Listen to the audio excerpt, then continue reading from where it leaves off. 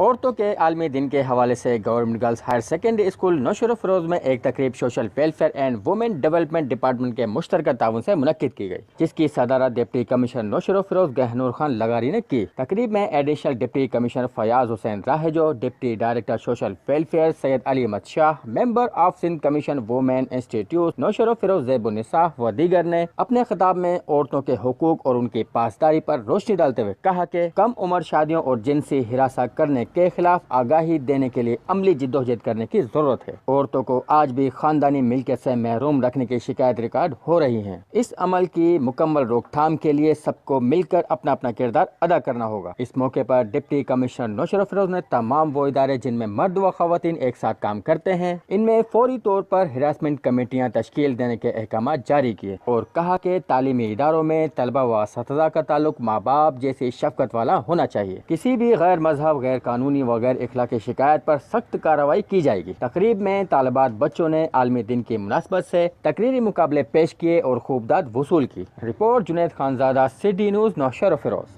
ہم لاتے ہیں ٹاپ نیوز، آپ کے فیوریٹ ٹاک شوز اور ان لمیٹڈ انٹرٹینمنٹ صرف یوٹیوب پر۔